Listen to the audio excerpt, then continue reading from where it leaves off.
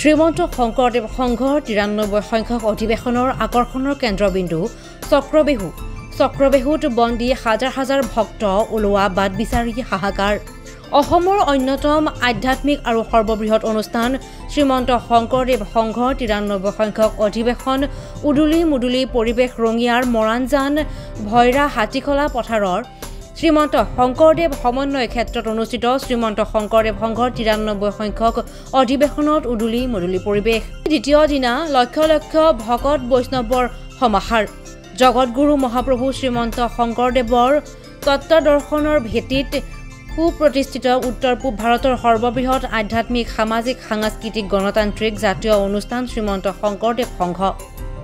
এই মহান অনুষ্ঠানটিৰ ৯৩ সংখ্যক অধিৱেশনৰ দ্বিতীয় দিন। অধিৱেশনস্থলীত উত্তৰ পূৰ্বাঞ্চলৰ ৰাজ্যসমূহৰ লগতে ভাৰতৰ বিভিন্ন স্থানৰ পৰা অহা লক্ষ লক্ষ ভকত বৈষ্ণৱ আৰু গুণী জ্ঞানী পণ্ডিতসকলৰ আগমনে অধিৱেশনস্থলী দ্বিতীয় বৈকুণ্ঠপুৰীত পৰিণত কৰা পৰিলক্ষিত হৈছে।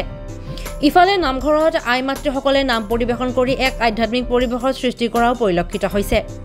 অধিৱেশনৰ চৌপাশে আই মাতৃ বাপ বান্ধৱৰ ভকতসকলৰ মুখৰ পৰা নিগৰি আহিছে হৰি নামৰ সুৰ। তাৰ মাজতেই প্ৰথমবাৰৰ বাবে কুৰুক্ষেত্ৰৰ অভিমন্যু বধৰ বাবে নিৰ্মাণ কৰা চক্ৰবেহুৰ আৰ্হিত নিৰ্মিত চক্ৰবেহুত হাজাৰ হাজাৰ ভক্তৰ আগমন ঘটে আৰু ভক্তসকল চক্ৰবেহুৰ মাজত সোমাই মোহচন্ন হৈ পৰে। চক্ৰবেহুৰ সোমাই ওলোৱা বাট বিচাৰি হাবাথুৰি খায় ভক্তসকলে। চক্ৰবেহুত সোমাবলৈ হাজাৰ হাজাৰ আই মাতৃ বাপ বান্ধৱৰ ভিৰ দেখা যায়। কৃষ্ণ ৯৩ সংখ্যক শ্ৰীমন্ত শংকৰদেৱ সংঘৰ অধিৱেশনৰ আজিৰ মুখ্য আকৰ্ষণটোৱে হৈছে চক্ৰবেহু। এই চক্ৰবেহুত আজি ৩ দিনমানৰ পৰা এনেদৰে আমাৰ দৰ্শকবৃন্দই ভকতবৃন্দই ভিৰ কৰিছে আৰু ভিৰ কৰি ইয়াত আনন্দ উপভোগ কৰিছে। আশা কৰোঁ এইটোৱে হ'ব আমাৰ অধিৱেশনসমূহৰ ভিতৰত অতিকৈ গুৰুত্বপূৰ্ণ অনুষ্ঠান। এই অনুষ্ঠানটোৰ জৰিয়তে যি মহাভাৰতত যি হেৰি পাইছিল অভিমন্যু বধৰ যিটো চক্ৰবেহু আছিল, এই মানুহে আজি নিজে ইয়াত সোমাই তাৰ অনুভূতি শিল্পীজনৰ নামটো মোৰ মনত নাই, কিন্তু তেখেত আমি জনাত তেজপুৰৰ এজন ভকত।